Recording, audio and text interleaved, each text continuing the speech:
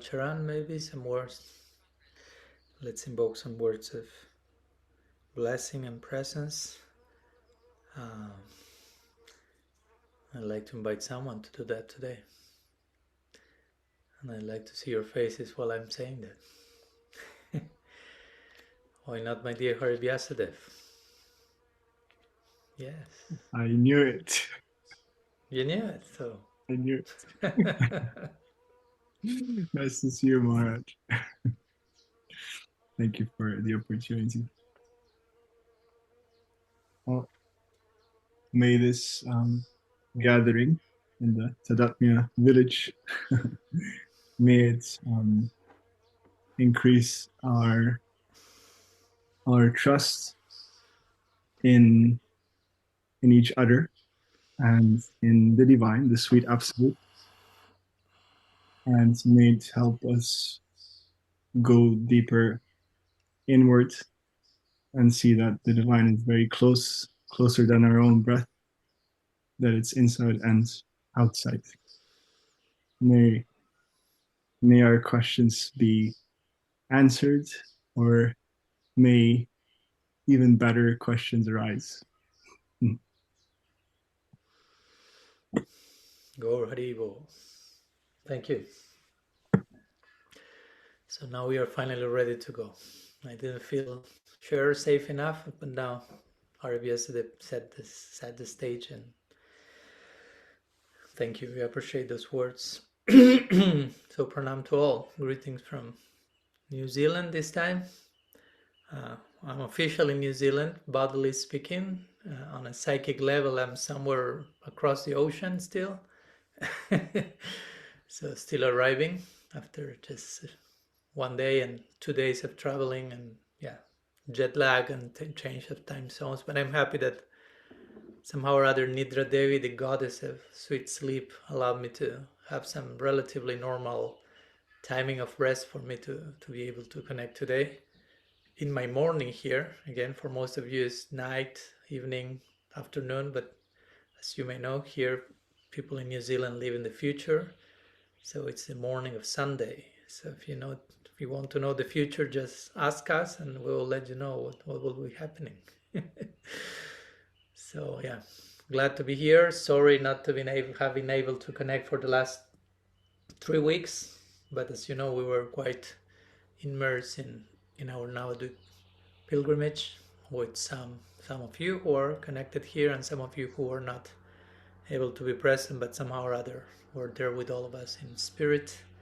So still processing the thickness of that pilgrimage, lots of layers to integrate.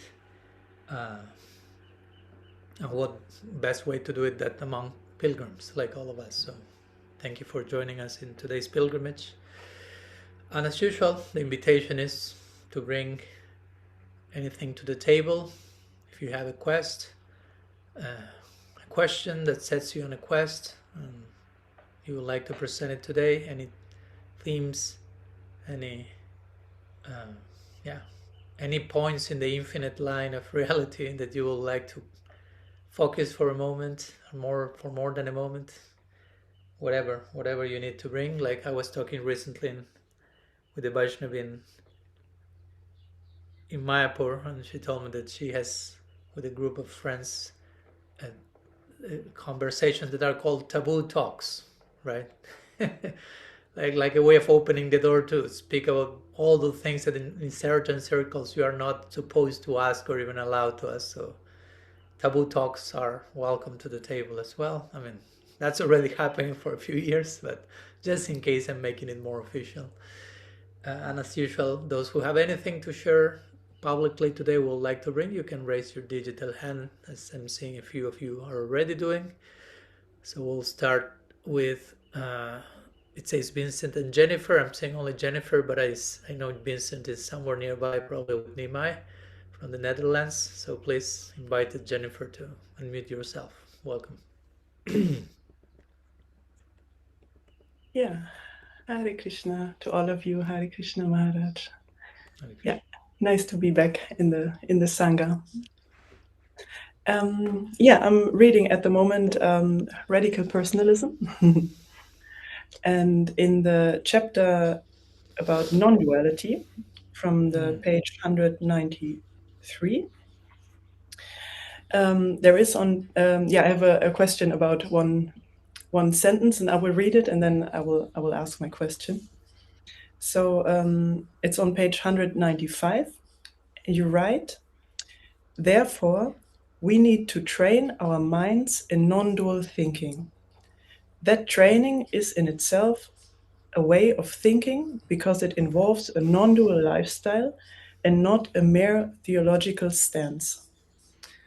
And then, because I'm always such a practical-oriented person, I was thinking like, okay, therefore we need to train our minds in non-dual thinking. And then I tried to picture myself, for example, because we have a son of 2 years, I was seeing myself on the playground, for example. And then I thought like, how can I practice in this moment, for example, it's just one example out of my life that I live, non-dual thinking. And I could not come up with it is so difficult. The topic in general is very difficult for me to understand, non-duality. It's quite abstract, and I was just thinking if you could give some examples, how could I or we train non-dual thinking on a daily basis. Thank you. Yeah, that's a great question. Thank you. So non-dual thinking, and of course I personally welcome Vincent, nice to see you. So I personally felt the need at the time, and I still feel the need, and at that time when writing the book, I mean, to make a whole chapter on non-dual thinking, because I know it's not an expression that we often entertain in our Gaudiya Vaishnava tradition, that sometimes it's kind of dismissed or downplay, like something that we don't have anything to do with that. We're not non-dualists. We are devotional people, but we are devotional non-dualists, right? Since Bhagavatam, our main book, and many other scriptures, Bhagavad Gita itself, they describe reality as being non-dual. And by non-dual, again, just to clarify this before officially going to your question, by non-dual, we are speaking about unified wholeness, like reality, whatever exists is interconnected, intertwined, interrelated. There is a common center around which things revolve. And of course, when we are not aware of that, then we live life dualistically, which is a problem because reality is non-dual, right? So dualism means seeing things existing in isolation, right? And I think we can all relate to that when we see ourselves or see other people or see circumstances, and sometimes we tend to compartmentalize people, situations, ideas, like this has nothing to do with that, he doesn't have anything to do with she, this is like existing in its own bubble. Well, from the bigger picture, and that may require for us to zoom out and see in the bigger picture, everything exists, it's contained into one same vessel, revolving around one same center. And the center, and again, sorry if all this sounds like too much abstraction, but I think it's important to say some of these words. Like Srila Siddhar Maharaj will quote a Western mystic also. He will say, the center, we speak about Krishna, the divine, the sweet absolute Mahaprabhu, as the center. So generally when we think about the center, right, we think, there is the center, and then there is the circumference around the center, and then you have the circle. But he will say the center is everywhere, right? And the circumference is nowhere. So it's difficult to figure out, because for us a center in our mind is, okay, this is a center, and and of course we speak about us revolving around the center, but at the same time the center is everywhere. It's an omnipresent center.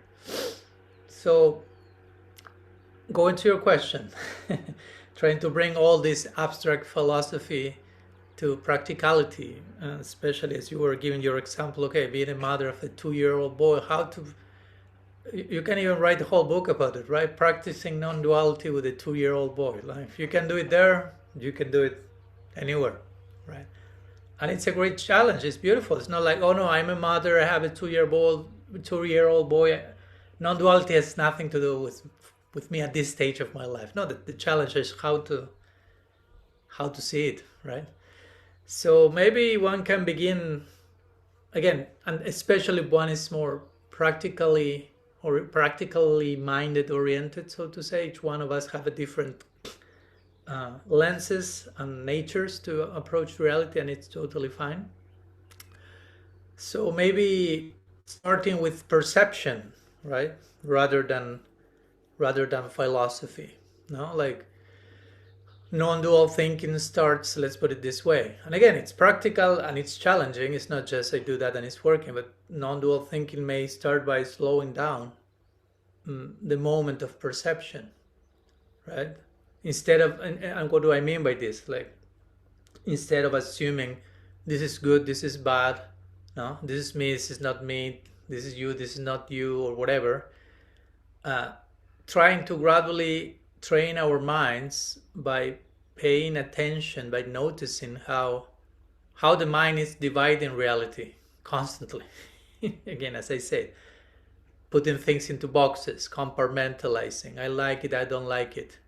No, so it's all about bringing awareness into everyday life, into every single moment, and that's a training. Again, it starts with hearing about that for the first time, maybe hopefully feeling some inner confirmation. Yes, that happens. Yes, I know that's something that I feel the call to work on, and then trying to bring that into the daily life. No? And when you notice it, I don't know, a judgment, and I'm not talking to you only, Jennifer. I mean, this, we are all welcome to the club. We are all in it. So when we notice a judgment arising in our minds, maybe noticing, okay, here's the mind dividing. No, here's the mind trying to put in things into boxes and to feel a greater sense. And again, not with resentment, right? Not like with feeling this mind is such a bad guy inside my head or whatever, but trying to see it even with compassion, right? Like, okay, this is a survival mechanism. The mind tries to divide things because by dividing and putting things in boxes, it gives a sense of order. And by giving a sense of order, it gives a sense of security and a sense of safety. And all that is a survival mechanism, which is fine. I mean, we all need some safety and security. The thing is that sometimes we end up looking for that in ways that become like exaggerated in terms of how we try to put everything into boxes, and we end up dividing instead of you ultimately realizing the order that I need to bring me ultimate safety and security is an order where everything belongs, quoting Father Richard Rohr, right? So trying even not only to to acknowledge the mind dividing, but when we notice that, again, not like judging ourselves in a cruel way or condemning the mind for, because that's another way of further dividing the whole thing. Right? So because one may think, okay, to develop non-dual thinking, notice your mind dividing, and when that happens, you insult your mind and you start to, this mind is, or I'm such a bad person, and then you're promoting further divisiveness. So we are still falling to the same trap. That creates like small inner gap still. No? So trying to bridge the gap. But even when we witness divisiveness, putting things into boxes, doing it compassionately. Whenever the mind is kind of splitting reality into binaries, right? Into this and that again. And again, as I try to make it clear in my book, there's nothing wrong with dualistic thinking at some level and at some stage of our life. We need to think, okay, this is good, this is bad, this or this is that. But at one point, that way of seeing reality is not wholesome enough. So we need to invoke a bigger picture. And in that bigger picture, we can still categorize things, knowing all this is held into a bigger picture. But gradually, and I would say that's the purpose of every sadhaka or practitioner, that's the idea, to awaken to that bigger picture. Even when we speak about black and white, happy and sad, good and bad, it's all existing not unto itself in their own separate categories, but it's held into, again, bigger, non-dual reality. So, yeah, trying to name the things, right? Trying not to suppress, for example, going to practicality. If we witness ourselves, again, having the mind split in reality into black and white, so to say, happy and sad, good and bad, this or that, trying to name the things, again, compassionately, and holding them in awareness at the same time. Naming it, okay, I feel attraction, I feel fear, or I don't know, I want intimacy, I want closeness, and I want space and distance, or this is beautiful, and it is impermanent at the same time. Or this person inspires me, and they trigger me at the same time. It's paradoxical, right? But all that can happen. And just voicing that compassionately, not, again, with judgment, not with hatred, with resentment, with bitterness, but being able to voice that allows us to acknowledge that reality, but to hold that in a bigger space, again, compassionate space. And again, and trying to reconcile apparent opposites and being at peace with dealing with that. No, like both are true. Okay, as I say, this is beautiful, and it is impermanent. One doesn't cancel the other necessarily. Right? Both are true. So how to hold what in the beginning may sound like contradictory or opposites. I also speak about that in Radical Personalism. I'm not so sure in which chapter, about the Latin concept of coincidente oppositorum, which how the divine is the coincidence of opposites, interestingly. So we are approaching the infinite, and in the infinite, what looks like an opposite from our perspective is perfectly reconciled in the absolute. So how to gradually allow ourselves to do things, because again, for most of us, the mind is trained without any conscious training to split reality again in binaries, and then to pick one or the other. Acceptance and rejection, instead of seeing both, accepting both compassionately, and seeing a bigger picture in which these things are happening. So like, I don't know, going to your 2-year-old, okay, I love this boy, and sometimes this boy makes me crazy. Hopefully not, but I can imagine it can happen, especially a 2-year-old. I've heard that 2-year-old is an intense age. I have to ask my mom about that. I don't remember much, but anyhow. So, and you don't need to deny any of both, right? It's not like because my Nimai makes me crazy, then I don't love this boy. No. And it does that because I love this boy, oh, then he cannot make me crazy.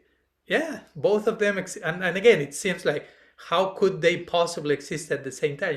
I'm sure you have a very visceral experience of both happening at the same time.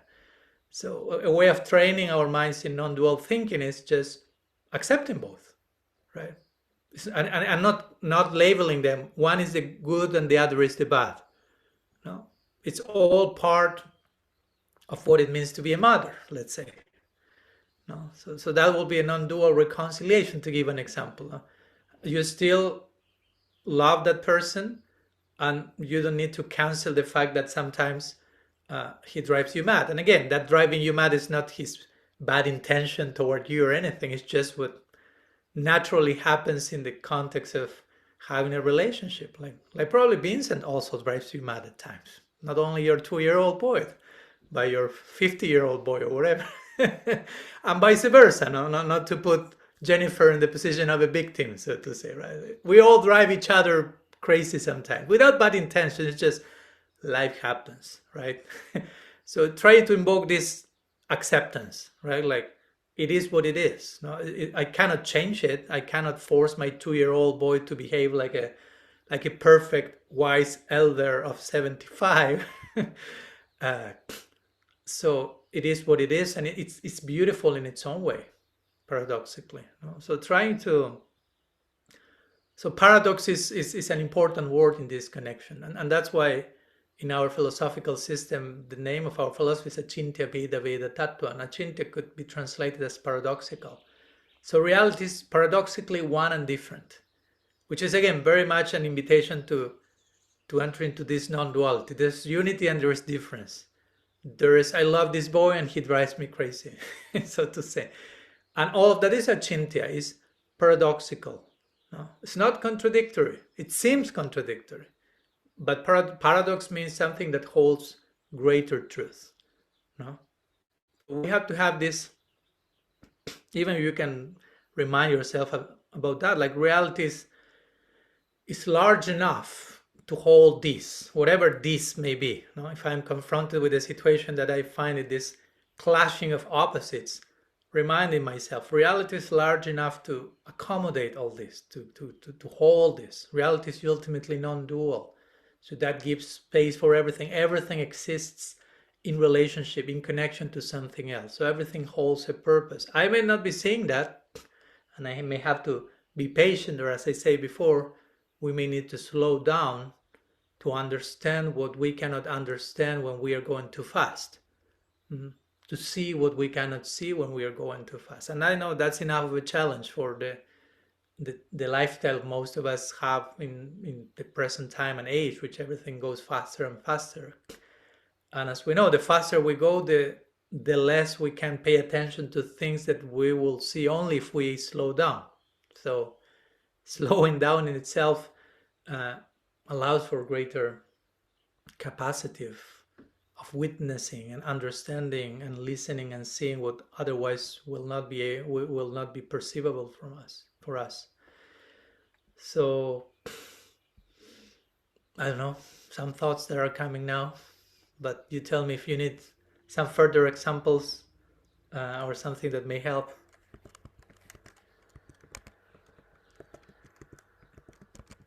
Yeah, thanks a lot, Maharaj. Yeah, for me it helped a lot to have some examples, and now I just had the thought that at the same time, I think Nimai, our little son, our 2-year-old son, he can also be a big teacher of non-duality, because sometimes then when I think like, oh, it's raining and this and that, he points out to a flower, and I think like, oh yeah, he said, look, Mama, a flower, and it's he shows the beauty in so it's also good to remember that and I will, something that comes to my mind is that also, like, again, I'm talking not from personal experience of being a father in this lifetime biologically, but what I've seen is like, and how nature is, how this society, that nature is designed in such a way purposefully. It's like, in one sense, one's child is a mirror of the present moment, so to say, right? So that's hard, because it's difficult to be with a mirror 24/7. But in one sense, the child, especially the age of the Nimai, they live in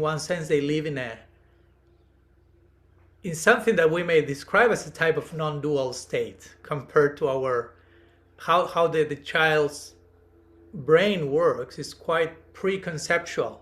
The child is not thinking in too much concepts and compartmentalizing things so much as we adults do. So they are not dividing the world as much as we do yet. So they live more in the immediate experience. So in one sense, that's you have there a big non-dual guru right in front of you. And sometimes we may be exhausted exactly because they are teaching us the lesson that we have forgotten, so to say, or that we are not, right? Or the child is very curious, right? Again, in that immediacy, in the present moment, curious exploration, and we adults sometimes have lost that sense of curiosity and awe and wonder, and more again, judgmental, controlling, putting things into boxes. So in many ways, a child like of that age is very much inviting to embrace non-duality, to embrace all this it's a spirit that receives reality for what it is in the present moment, in the immediate moment, right? And again, it can be exhausting because we may not have that muscle quite trained, and then comes dealing with that, as I say before, with acceptance, and that's a form of non-duality. Okay, as I say, okay, my child needs attention and I need rest. Both. How to solve that riddle, that's another conversation, but holding both, right? Not dismissing one at the cost of the other. I feel grateful again, and I feel exhausted. I love my child deeply, and I want space. At least acknowledging those internally, accepting both, not feeling in the pressure of no, I just, even if in practice I still have to pay more attention to one, integrating both, it's a form of non-duality, of allowing apparent contradictions to coexist, and gradually that becomes more and more of a realization. So anyhow, some further thoughts that came, but thank you for asking that. I trust it can help many of us to deal in daily life, not only as parents but also especially as parents. Yeah, very important question. Non-dual parenthood. There you have the title for the book. I'm sure many parents will be blessed by that. Thank you. Let's go to our breakthrough rooms before raise hands of Kanupriya and John. And let's share a few thoughts, whether you are a father, a mother, a Swami, or a single one. I trust that for each of us something, hopefully some chord string has been touched inside in terms of embracing non-duality in the practical, concrete daily life, and how to express that and integrate that even in what we may label as the most ordinary moments of my daily life. So for a few minutes, Bhakti Rasa will invite us to what we call breakthrough rooms, for a few minutes, sharing whatever comes in your heart in this connection about, I will say, trying to make it personal, so something from your own experience in this connection. We'll be back in a few minutes. Welcome back. So, welcome back. I hope you had a nice interaction. Going back to childlike experiences. So Rig Veda said, because we have this, there's one mic on, Bhakti Rasa, or more than one, I don't know. The Bible says, right? Jesus says in the Bible, only those who are like children can enter into the kingdom of God. But also, I recently discovered that also the Rig Veda, which is a very, arguably the most ancient Vedic text, basically says the exact same thing. Like, only if you become children, not childish, but childlike, you can. That's the way to enter, basically. That's the entry ticket. So those who have a child literally in front of them on a daily basis, that's a powerful, beautiful reminder of what we are supposed to embrace, right? As much as a father has to teach their children, there is so much to be taught by them, no? So that's always a healthy pattern. Guru is teaching the disciple, but a real guru will be also learning so much. Now, the more advanced you are, the more capacity to learn you have. So yeah, that's how the universal order is maintained, always reciprocal. Let's go to the next raised digital hand, which was Kanupriya from Germany. Invited to unmute yourself. Hare Krishna.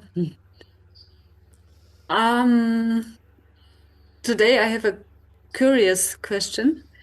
It's not so much about me, but so this week the message spread in the social media about this deity which was found, or two deities which were found in Mayapura.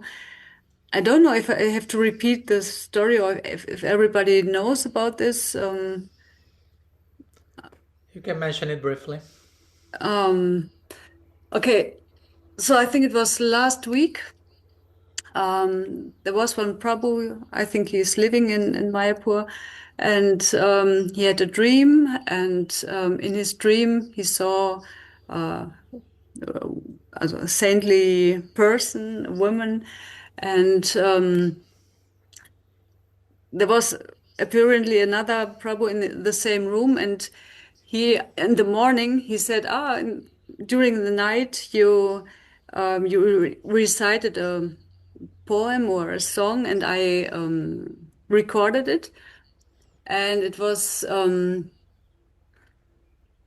the content of this poem was, there's a deity hidden in some lake where Mahaprabhu bathed, and so on. It was described where it is.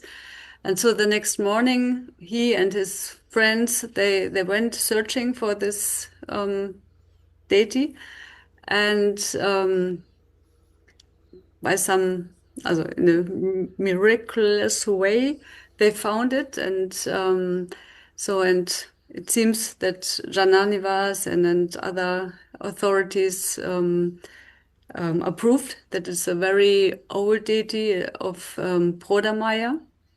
And it is said that, as I understood, it was even predicted that this deity will appear, and then when this deity appears, Mayapura will again flourish. And this was more or less this. And they started to worship the deity, and I think it was Jananivas who said a temple should be built for this deity. And okay, so I think this was more or less the message which was spread.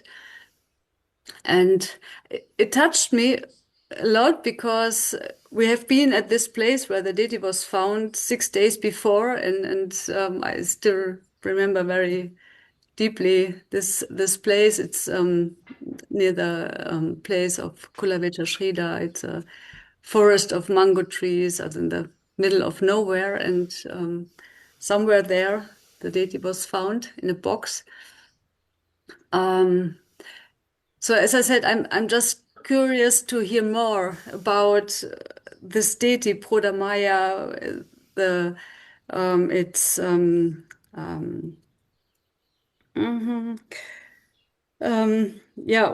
why she's so important for us, for Mayapura, and can you say more about this prediction and so on and so on? Whatever you know about this, I would like to hear from you. Okay. Can you hear me? Yes. Yeah, the microphone is on. Yeah. So, well, thank you for the question to begin with. And yeah, you shared with us a few days ago, maybe if some of you were aware, some of you were not aware of this particular incident that took place some days ago, which of course, yeah, following all the detailed description of what happened, it sounds quite miraculous. And of course, some people will say, okay, miracles do not exist, and actually it's God's acting at every moment, and miracle is just, I mean, if you want to call that a miracle, then everything is a miracle. Or miracle is like something beyond our normal capacity of operating. I have no problem calling it whatever it is, but yeah, it's very interesting how it manifested. One, before going to Praudhamaya, two things that come into mind, of course, regarding the flourishing of Mayapur. I'm curious also, I mean, of course, that will be something to ask probably some of the devotees who had the direct experience, but what's the idea of flourishing of Mayapur also, right? Because sometimes, again, that may be very relative to each person's own notions. Some may think, okay, more people will come, or some will think not necessarily more people will come, but there will be a deepening in whatever Mayapur is, a flourishing of our appreciation of Gaur Tattva. You follow my point, right? Because sometimes flourishing of Mayapur may think, okay, the whole planet Earth will surrender to Mahaprabhu, we will finally take over the world, and probably that's not the flourishing of Mayapur. And it's okay, right? Things like that. I mean, I have nothing against the flourishing of Mayapur. Of course, in a deeper sense, Mayapur is always flourishing, and and Navadvip is always flourishing. It's Nava. Dvip, Nava means also new, so it's always in a new or ever new way, expanding and growing, even if in the outer state is not, it may not appear to be the case for some. But also something that when I heard the story, again, as much as I totally appreciate it, and I have nothing in terms of doubts, like, okay, no, I'm not sure if that's a made up story or stuff. I'm not thinking like that. But when it was mentioned, okay, that coincides with the like the relatively future inauguration of ISKCON's Temple of Vedic Planetariums, that's the name. And I have nothing against that either, but it felt a little bit on a subtle way like institutionalizing the miracle, so to say, like trying to connect something deep and mystical with a particular inauguration of a particular temple in a particular. I mean, I'm not saying that whomever say that is thinking like that, but that's how I felt it, and a few others that I talked to as well. So it felt like a subtle way of canvassing, like, okay, the actual flourishing of Mayapura is connected to what my particular group is doing, so to say. I'm not saying that's the original intention, but and if the actual flourishing of Mayapura has to happen for a particular group, again, I have nothing against that, as long as we do not become overtly institutionalizing in terms of that. Because Krishna's grace can flow in so many ways, and if it flows through a particular channel, we all celebrate that, as long as the channel acknowledges that it's being a channel and not that it has all the rights and copyrights for God's grace, and only through this it flows mostly like that, right? So I want to clarify that, because I personally felt a little unsettled by it was almost the conclusive part, like the whole story converged into, and this coincides with the future inauguration of this, so like kind of trying to put all of the things like an absolute parallel, and it may be the case, it may not be the case, I don't know. Connection to Praudhamaya. So Praudhamaya is basically, let's put it this way, Yogamaya's version in Gaur Lila. So as we have Yogamaya in Krishna Lila, this particular energy, which is in the Lila, appears personified in the figure of Purnamasi, this elderly lady, ascetic, that somehow is the guru of Vrindavan. In practical terms, the Brajavasis see Purnamasi as their Gurvi. Gurvi will be the female for guru, right? And they go and consult her and pray to her and ask for advice, and somehow she's orchestrating, helping to make arrangements, like facilitator for the Lila to unfold and to happen. It's a particular function of the Swarup Shakti, we'll say, a particular function of the inner potency that facilitates, accommodates, unfolds, expands the stage of love for love to reach a new level.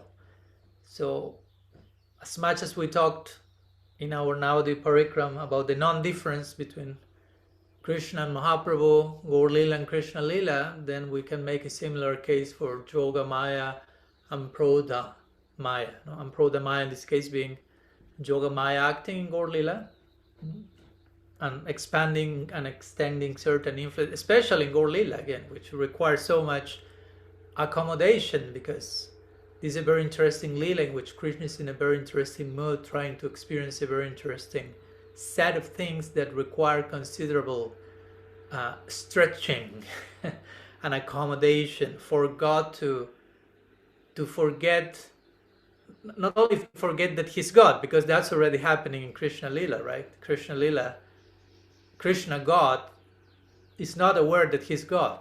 So Yogamaya is doing her part nicely there. Now in Gaur Lila, Krishna, who is God, who forgot that he's God, now wants to forget that he's Krishna. And he wants to become fully aware of Radha's bhav. So that requires another layer of accommodation, spaciousness, unfolding, a new stage for that Lila to take place. So who will say that Praudhamaya is that facilitator, which for me is a very beautiful way of thinking about of the role of a guru also, right? Try to bring it to a more practical, immediate terms in situation in our own life. A guide, a spiritual mentor, a teacher should be a facilitator. So I like to say guru is a facilitator of potential, right? So Srila Maharaj will say your guru is your own potential appearing in front of you. But it's not only, the guru is not just a shower of potential, right? Like, I'm showing you all that you can be. Good luck. And guru runs away. Guru is an exhibitor of potential and then a facilitator of potential through example and accompaniment and advice and so on. Like an orchestrator, again, trying to make, as we were talking now with this expression, making these tasteful arrangements to facilitate at any given moment, in any given circumstance, the attainment of our next version of ourselves. So that's why, again, Yogamaya embodied in Krishna Lila is Purnamasi, who is the guru of Krishna Lila.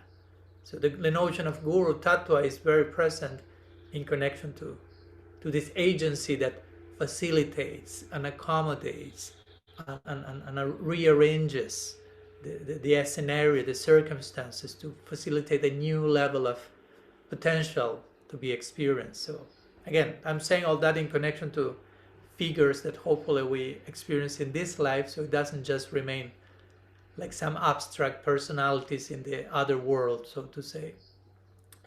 But that's the role of Praudhamaya in this case. Facilitating, allowing, expanding, stretching, contracting if it's required, the stage of Navadip, the Gaur Lila, for Mahaprabhu to also experience all that needs to be experienced. And there's a lot that needs to be experienced in Gaur Lila. So in the same way that there are prayers to Yogamaya in Vrindavan for gaining entrance in Krishna Lila, and for gaining entrance means to understand what's actually taking place there and to really enter into that reality as an active participant who is willing to contribute. Because Krishna Lila is not just like an ice cream to enjoy, so to say. Right? Like, I want to go there to taste the whole thing. No, you go there to engage in deeply committed service and dedication. You made of yourself a full offering in service to the necessity of the moment in the Lila. So that's the same Gaur Lila, Krishna Lila, Gaur Lila. So again, Praudhamaya, Yogamaya embodies or represents this department of orchestration, facilitation, willingness to stretch yourself, to make more room, to accommodate more the necessities of love, right? We always talk in this way, love creates its own necessity. Love is its own necessity in the form of further love, further expressions of love. So how much we are willing to become participants, to play that game, become participants in that game. No, so we cannot be passive players in the game of love. We cannot just like be witnesses of the unfolding drama of divine love. It doesn't happen. It's not like a football stadium that you have like VIP seats and you sit there and it's like, oh, okay, that's so nice. Or even if someone would like to make the argument that somehow that's what Santa Rasa is about, like a passive contemplation of the spiritual reality without active participation in it, then at least our Gaudiya Vaishnava argument is that that's why Shanta Rasa is not considered among the options of what Mahaprabhu came to give.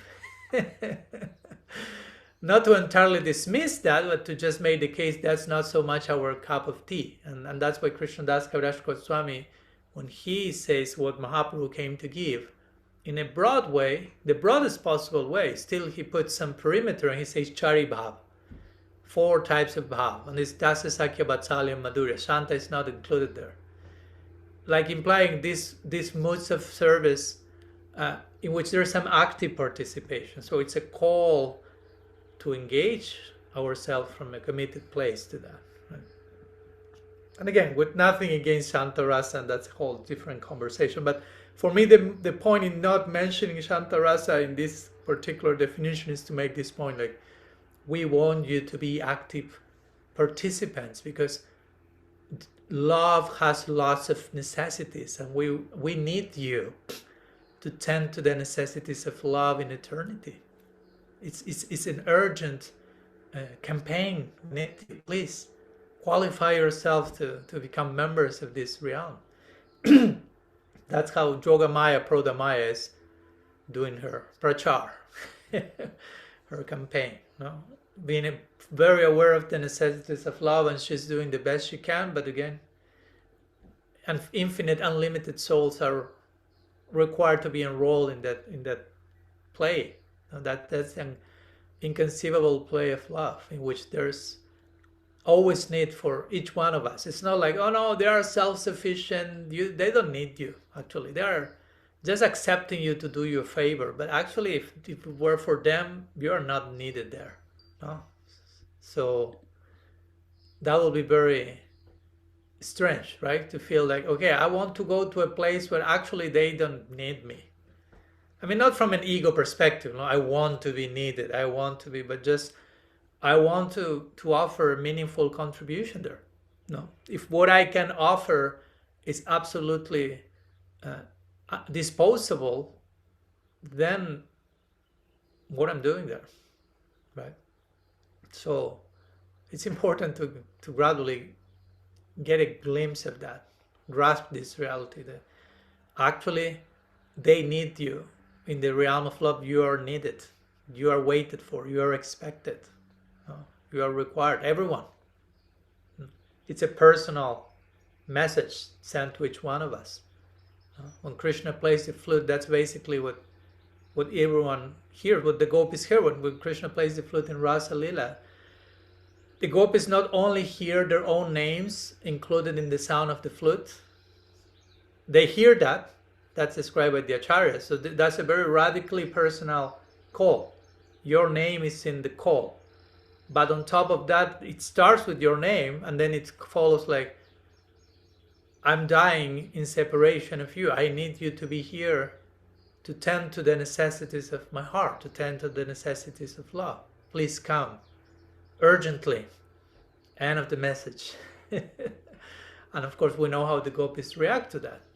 For someone who is fully aware of the necessities of love, they are more than prepared to run after that and leave all considerations behind. So, but again, that's not just Krishna and the gopis. That's each soul is being called from time immemorial in that same way. Whether we hear the flute call or not, that's another thing, and that's what sadhana is about. We can define sadhana bhakti as training our inner ear, not only to hear the flute call, not only to hear our names included in the flute call, but to hear which is the message that is in that flute call that has our name on it, what we are being called for, what we are being invited to participate in. So that implies a willingness from our side to participate in it. But first, of course, we need to gain an understanding of what we are invited to participate in.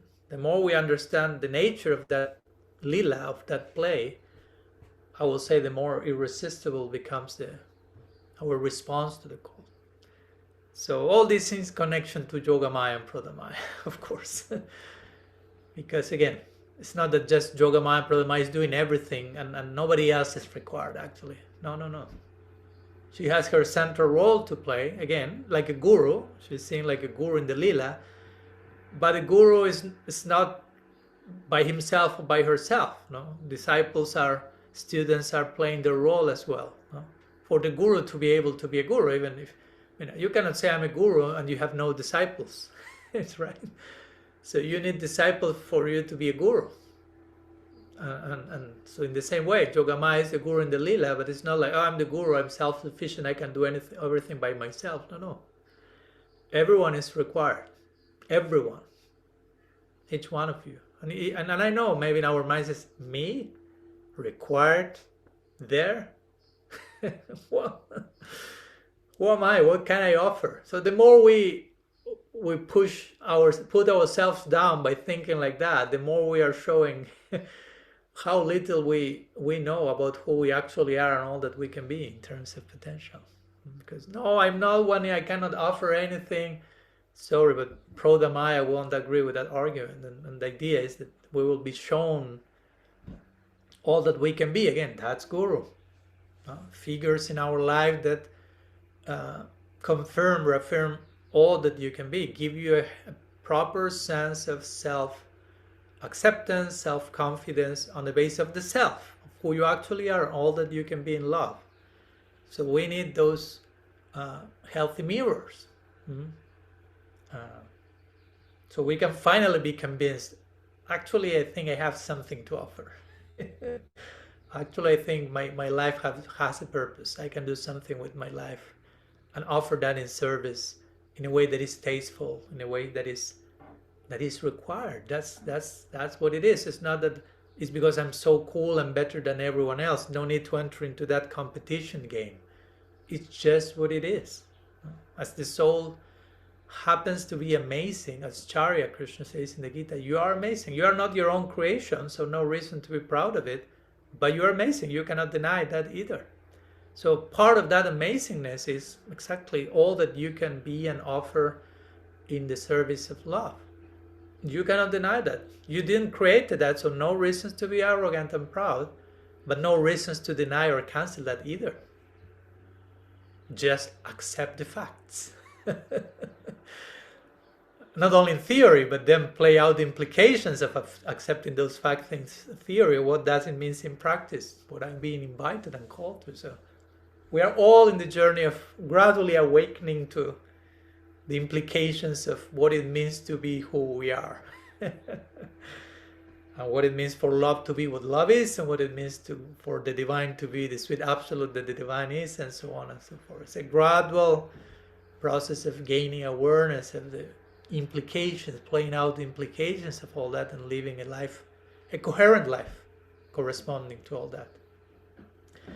So those are my reflections on Praudhamaya, Kanupriya. So I went to some other branches of the tree, but still on the same trunk, basically. I hope that helps. You let me know. Wow.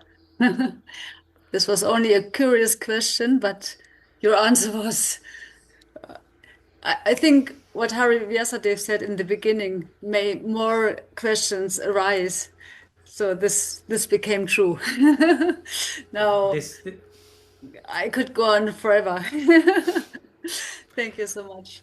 That's what we are here for, to have glimpses of eternity, right? I could be doing this forever. But this all happened by the original blessings of Hari Vyasadeva. That's the only reason here. So you take responsibility, my friend, over there. Okay. Thank you. My pleasure. Thank you. Okay, so let's keep this breakthrough room. Always we skip one or the other, because I've seen that John has a question and Avinandana also raised her hand. So we'll honor the order of the list, but oh yes, John is there. So we invite John first, and then we will go to Avinandana. Hi, Maharaj. Nice to see you. Nice to see you. Yeah. You have some Christmas lights behind you, or is your aura expanding? No, yeah, that's some lights. We decorated the house. This is the back office where you've been, of course. Yeah. Oh, okay. But we have decorations out in the living room right now. Nice. I don't suppose everybody wants a tour, so we'll skip that. For those who want a guided tour, you please contact John privately, and he will offer it with great delight. Including the cat, yes. the backyard, the front yard place. He can even take you on a walk to the place we went this year, with that walking up and down in the nearby park. There's Legolas right there. Okay, a trailer of the guided tour. You have it. Well, it's good to see you and others here as well. I'm so busy these days, so I'm glad Bhakti Ras sent a message saying that, hey, we're on. So had a chance to get on. Actually, I had a question in my mind that's very, I guess you could say, homely. It has to do with home in terms of preparing food and preparing prasadam. So, I learned, as I think most people did, going through some Gaudiya limb of the tree, that, you don't taste anything when you're cooking it. Now, and there's lots of possible reasons for that, but I want to hear some of them. And then I've also heard, it's not devotional philosophy, but just the idea that like eating is a very sensuous experience, and like you should engage your senses in preparing the food. For one thing, you would want to know what it's going to taste like.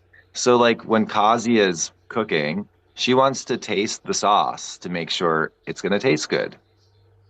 For me, I guess I'm a little adventurous, so I just figure, no, I'm gonna improvise. Maybe I'll follow the recipe, or maybe I'll improvise a little bit, and I just hope it'll come out good. And the food that we're eating, I'm not always offering it on the altar in front of the deities, but I'm saying some sort of prayer most of the time. Sometimes I'm being very unconscious and I'm just eating it.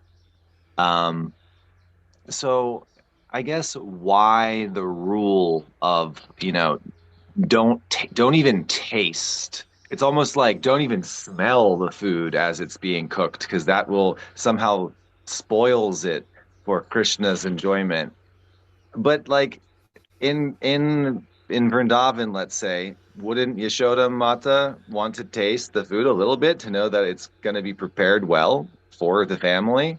Isn't the cook at least trying it a little bit to see that it's going to be good enough? So like I understand there's a standard of deity worship that's very much like old school, by the book, old religion. We have to keep everything paka paka. But then there's also like where that comes from. And if really we're trying to live into the myth, live into the story, I can't imagine, at no point ever did this young mother Yashoda try her own cooking before giving it to her son. You would think that's almost abusive. You could poison the kid accidentally, So yeah, why the hard and fast rules, and when to take them very seriously, and when to say like, no, just be practical. That's it. Bhagavad Prasad ki jai. Jai. We are ready for the meal now. Thank you. You're welcome. Yeah, those are important questions. And there, as you may imagine, there is no single answer. There's no one way to do it, which I think is an important first thing to say, because many times that's the notion for some. Like, this is the only possible way to do this. And if you do it, of course, you are in. You are doing it correctly. And if you don't do it like this, you're out. And again, there's a place for that in certain stages of the journey. Then when you advance, and I'm starting to talk more generally besides the food department, but as we grow, we realize, okay, there are many ways to do the same thing, and not necessarily only one is correct and everyone else, any other way is incorrect. Whether it is food, offering, doing kirtan, offering puja, reading a book, chanting, whatever. So many things you can do in life that in the beginning you receive the one and only legal version of it, which again gives a sense of order and security and belonging. Okay, I'm doing it properly, I'm part of it, I'm in it. In the beginning we may need that like clarity, certainty, which again at one point it becomes suffocating, but in the beginning it may become like the initial step to, okay, I'm doing it, I'm part of it, I'm chanting the right way. Of course, it has to be guided in such a way that you don't end up becoming toxically certain and arrogant and see everyone else as inferior. So that's the danger in it. So yeah, prasad cooking offering is not an exception to that. We have this general procedure, as you mentioned. Of course, each one have had their own experiences with that. So for some, oh, John disappeared. Okay, it's being recorded. Oh no, it's there. You just the course changed in my screen, so I'm finding difficulty. So again, each one of us may have received the training, if you want to use that word, in with stronger words than others. So I think also it's good to always keep things personal. That if someone received a very, how to say, emphatic education about how to do certain thing, doesn't mean that everyone else received that in the same way. So it's important to be open to how others did it. And again, that's part of breaking the box of this is the only way. So I would say that the main spirit regarding do not taste the food, and I always love to reframe the injunctions that begin with do not with, okay, what's a positive way of saying that? Because if we just stay with the don'ts and we lose sight of the do's, that's negative, really negative. So don't taste the food is not so much about don't taste the food. It's more about try to, while you are doing this, try to do it as an offering for Krishna, for the pleasure of God. And in doing that, you become the offering. In doing that, you become, try to enter into that space of seeing yourself as the offering. Because ultimately, it's not even about, as I say many times, it's not even about offering the tomato and the potato and the pineapple. Okay, now the what's the word in English? Profane matter has become spiritualized after the ritual of offering. I mean, material energy is already in the service of Krishna. Maya Shakti is the highest Vaishnavi, Vishwanath Chakravarti Thakur said. So I'm not the one who has been offered yet. So the whole idea with this process is that I become the offering. I become prasad. Because if I'm living still a life of separatistic, dualistic exploitation, if that's the case, and it can be on some degree, it's not just black and white. So how do I redirect that energy in a way in which I become the offering? So whatever facilitates that, that's the actual principle. Everything else is a detail around that principle. The principle is make yourself an offering for the pleasure of the divine. How that takes place in shape, externally, it may depend depending where we are in any given stage of the journey. Going to the point that you asked about tasting what one is cooking before offering or before eating it or whatever. I know Vaishnavas who are very advanced. I know one who has been practicing basically for, I don't know, 70 years. And he tastes what he cooks before offering. But again, the whole thing is not do not taste. The whole thing is why you are tasting, why you're not tasting. That's the actual principle. So if you taste with the intention of, okay, I want to see how this is going for the pleasure of Krishna, for the pleasure of whomever tastes that as an extension of it, again, that's not a selfish act. It's not like I want to relish this whole thing from a self-centered perspective only for myself. Basically, that's the principle. Do not foster that self-centered, I am the absolute enjoyer of whatever revolves. I mean, we may fall short of that ideal many times, but at least I think it's healthy for us not to deceive ourselves and at least to in principle accept, yeah, it's good to decentralize my false sense of identity. It's good to gradually realize I'm not the absolute center of reality. That's such an exhausting exercise. Try to be the center while you are not. So it's self-compassion. try not to be the center. It's an act of compassion to yourself, because if not, it's such an exhausting act of violence. Try to be the center. You kill yourself basically by doing that.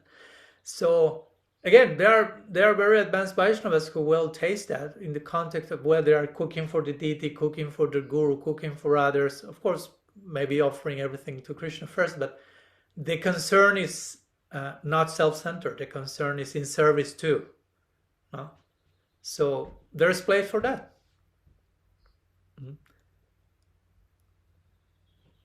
That's basically what I will say.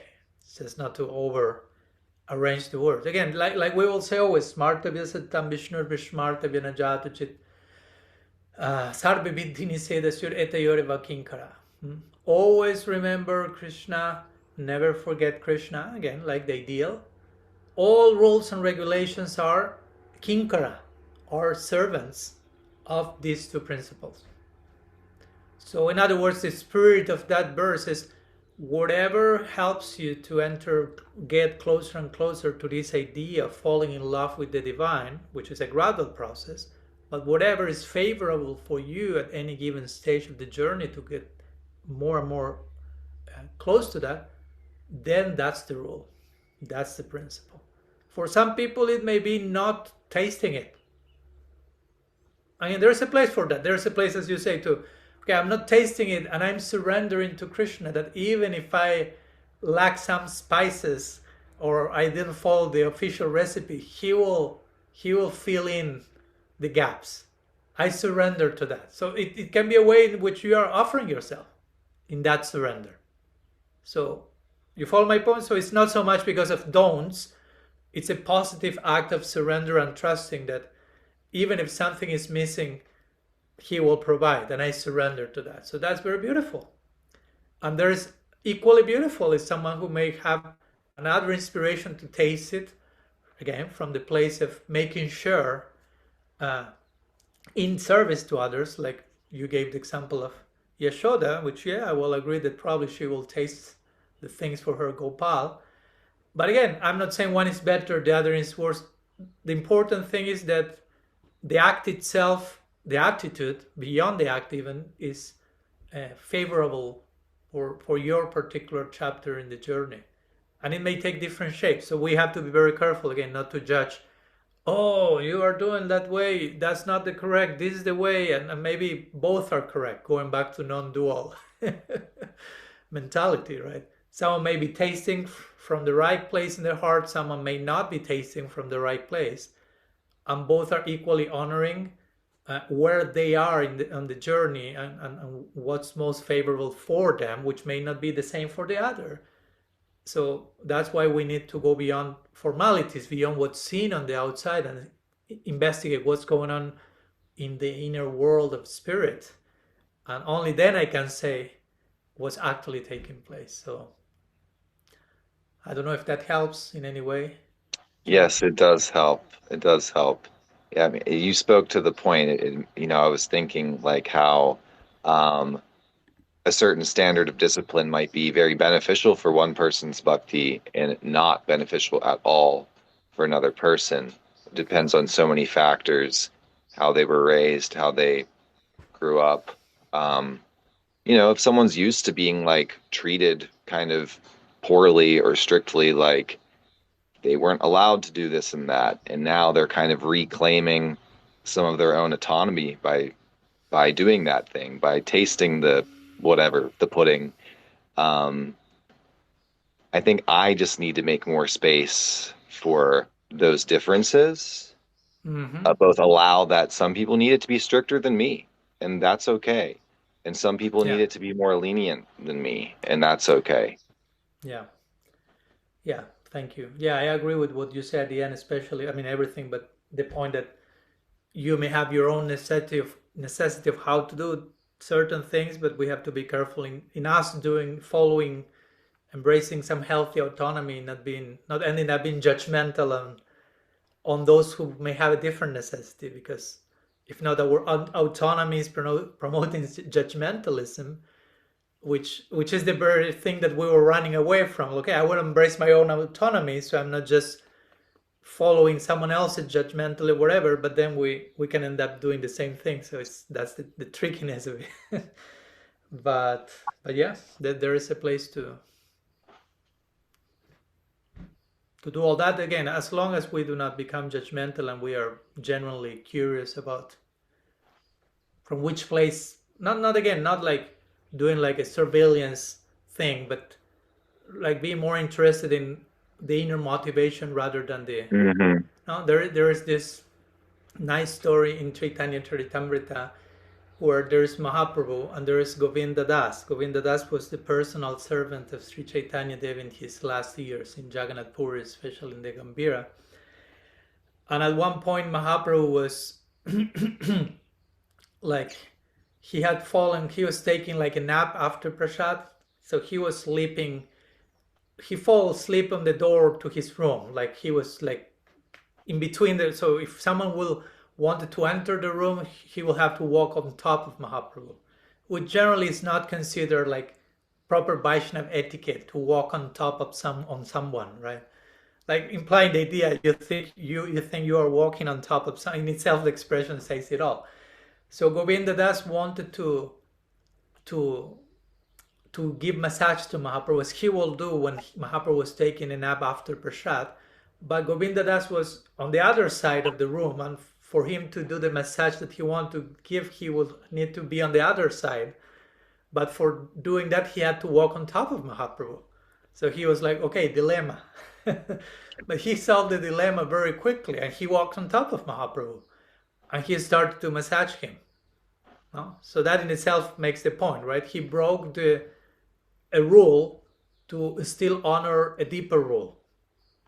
No? Because in one sense, not walk on top of someone is more of a formal rule, but if that's for the sake of rendering service to that person, then those rules can be broken. Now, interestingly, after he finished the massage, he had not eaten yet, and there again, there are different ways to take that, but this is to make a point.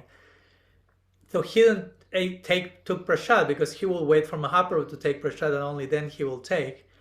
So Mahaprabhu took prasad, and he was lying, resting, and Govinda walked on top of him, did the massage, and when he was ready to have prasad, still Mahaprabhu was resting.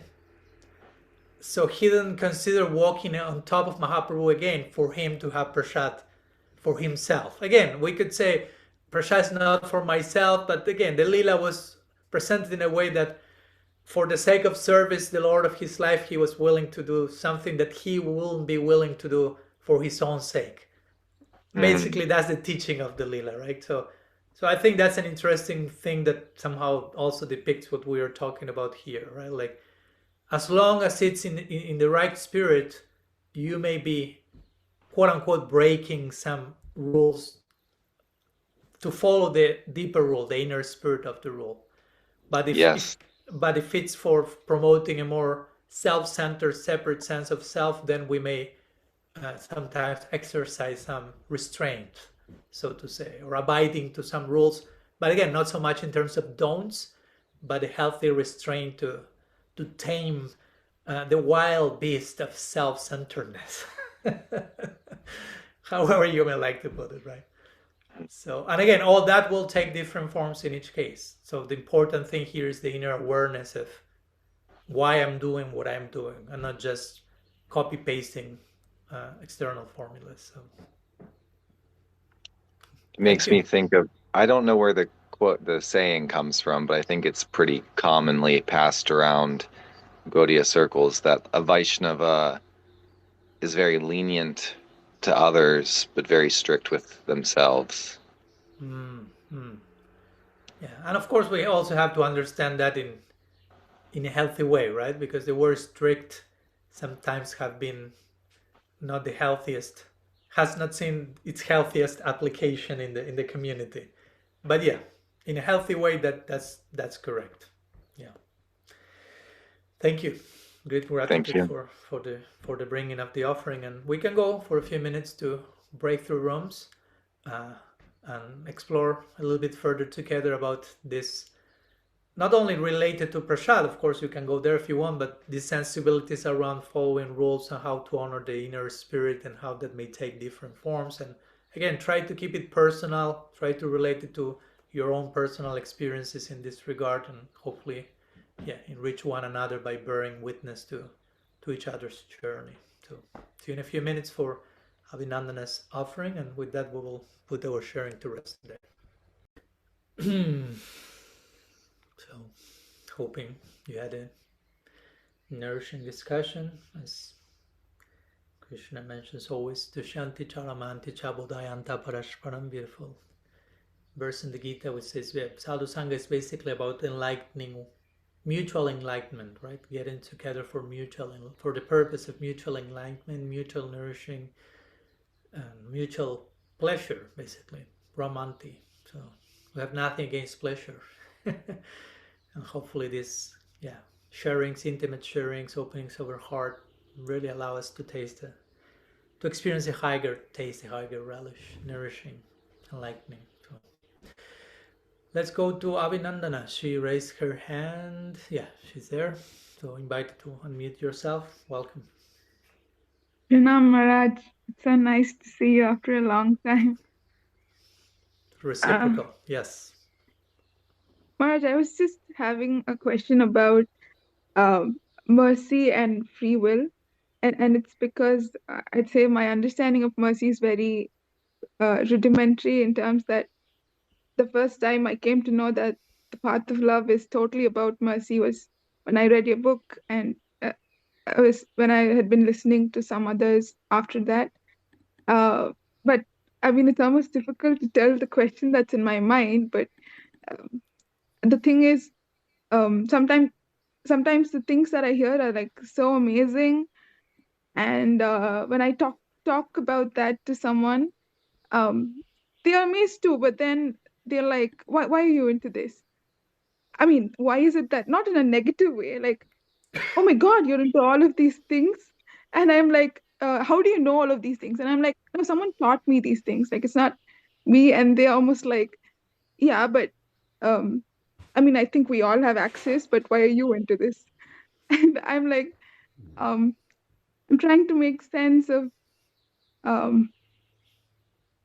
how, like, I've received certain things. I mean, I can't learn all these things by myself, and there are people who don't have access, or I see that they don't have access to these things, and I don't know how to.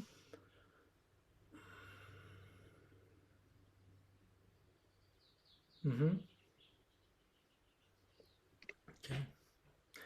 So let's reflect a little bit on mercy and agency, free will, grace. Yeah, I think we should begin by saying that divine grace is unconditional, is offered equally to all. That's example mentioned in the Srimad Bhagavatam. Srila Prabhupada comments on that also. The example of the sun, right? The sun comes and offers its light to all. But still you have to, if you are living in a cave, you have to do your part. You have to use your free will to leave the cave and contact the sun's light. Now you cannot blame the sun for not entering your hiding place, right? It's something like that. Because we can sometimes become too demanding in terms of grace. But why grace? So grace, of course, extends itself as much as it can, and that's a lot. But it also invites us simultaneously to do something from our part to respond to the grace. No? Grace is not only what's offered to us, but also grace is the invitation for us to reciprocate to that grace, the willingness to do that. And of course, in the beginning, so to say, some of us may not be even aware that there's something called grace. And grace, by grace, there are different ways. Of course, I'm saying grace. What do we mean by grace? And there are so many ways of speaking about grace. But something that I like to say that recently I heard, and of course sometimes we say grace is, how to say, sometimes we may describe grace in ways that still sound a little bit negative, which is true, and I will give you an example now, but still it may not be the full picture. Like, for example, I can tell you grace is unmerited favor, right? Which is true. But still, it kind of speaks about grace in terms of you did nothing to deserve it. And there's nothing you can do to deserve it, which is true. But still, it's not the full positive way of talking about grace. It's more about how I did not do and I cannot do anything to deserve it. You follow my point? So as much as we can say that, that should be complemented. Complemented? No, that's not the word in English. That should be complementary what we say with a more positive thing. So, so recently I was listening to a presentation from a Christian theologian, and she said that grace is when someone, and it's a beautiful way of describing grace. We may use this term many times, but we may not immediately attach that to grace as a definition of it. But basically, it's a simple thing. She said, grace is when someone sees you for what you truly are and calls you back to your true self. So that's grace. When someone sees you for what you truly are and calls you back to your own self. So we are no longer here speaking about grace in terms of whether you deserve it or not.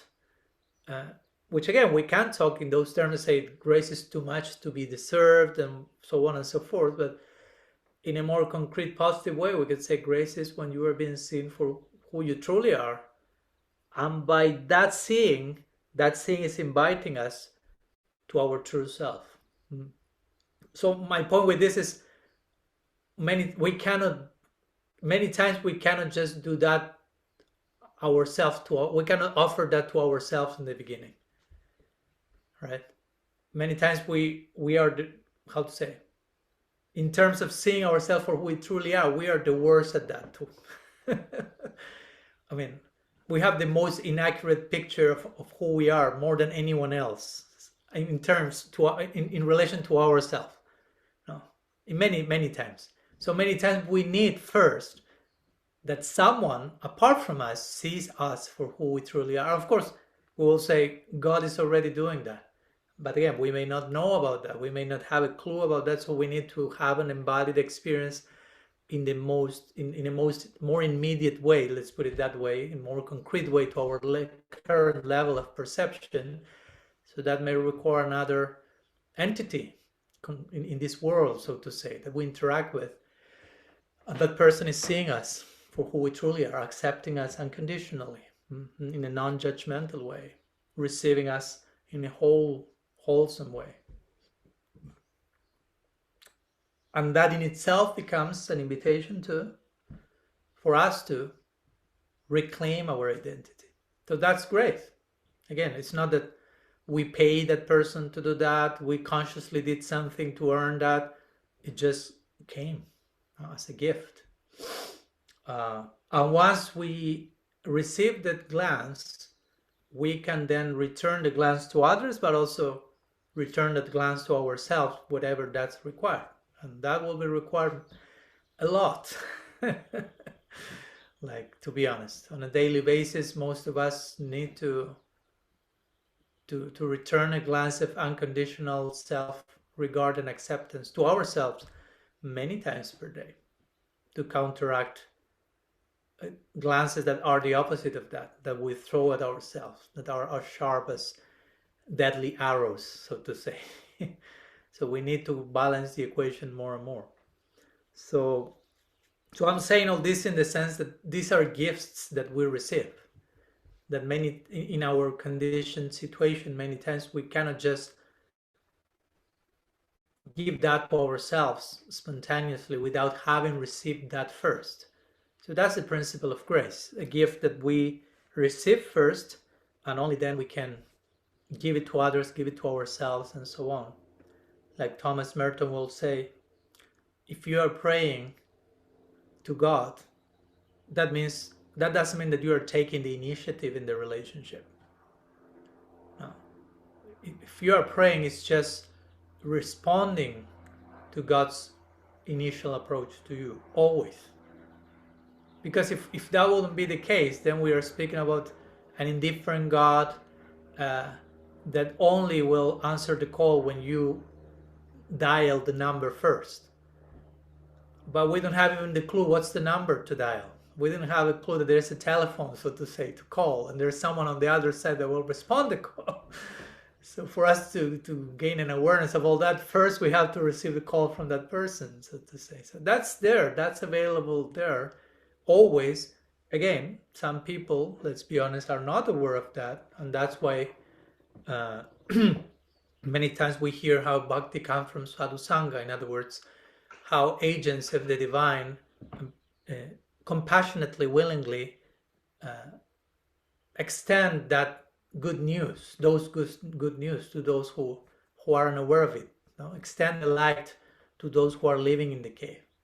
No? Not forcibly taking people outside of the cave, but maybe they will like just expertly like do some cracking in the cave.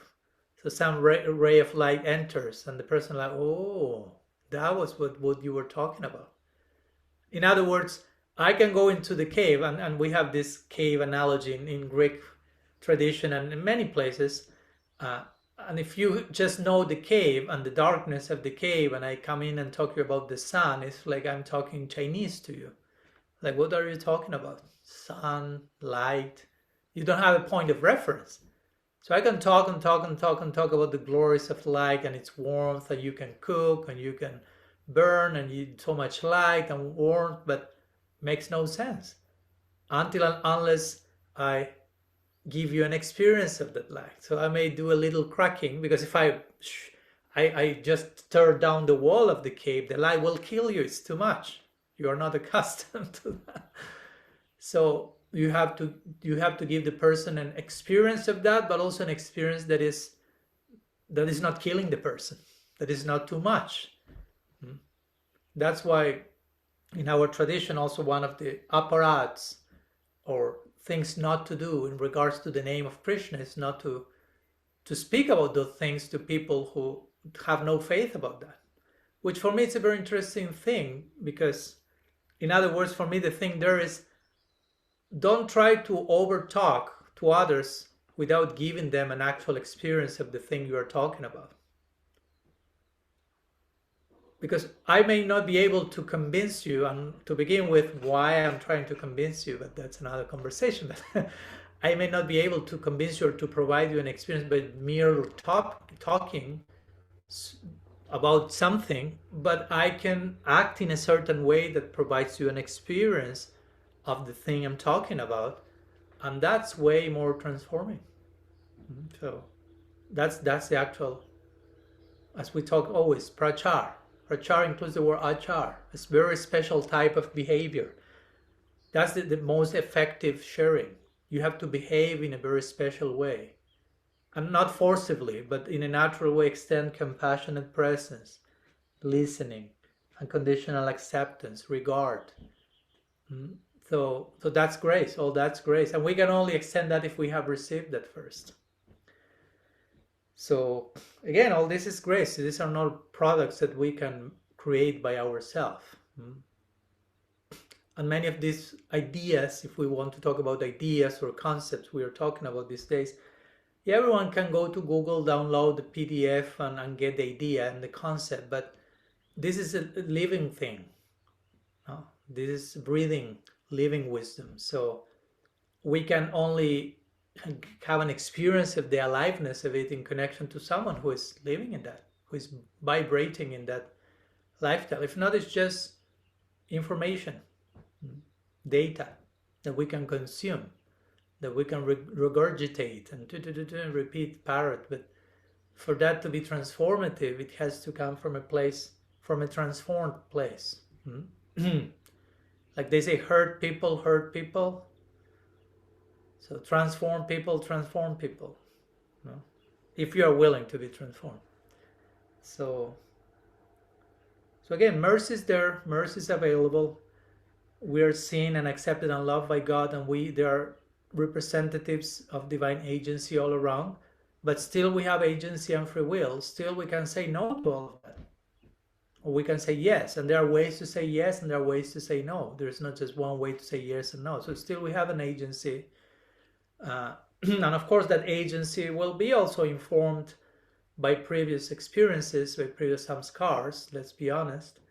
But still the agent part is there. If free will is absolutely cancelled there, then we stop being a jiva. Because one of the 21 intrinsic qualities of the soul, as described by Jiva Goswami in Paramatma Sandarbha, is kartritva, which means agency or will. So that's always there. Even if you are very much covert, so to say, about darkness and ignorance, there is always that particle of choice and will that can always be exercised. But of course, for many of us, the best way to do that is in a healthy, proper environment that again facilitates the blooming of our will in its most perfect way. So that's grace. Satsanga is grace. Having you all here today is grace. So thank you for gracing my and our existence with your presence. Hope that helps, Abhinandana. What do you think? Any other thoughts? Yes, Maharaj. Thank you so much. I think the example you gave of, what you were talking about, how prayer is not something that you're initiating. I never thought about it that way, and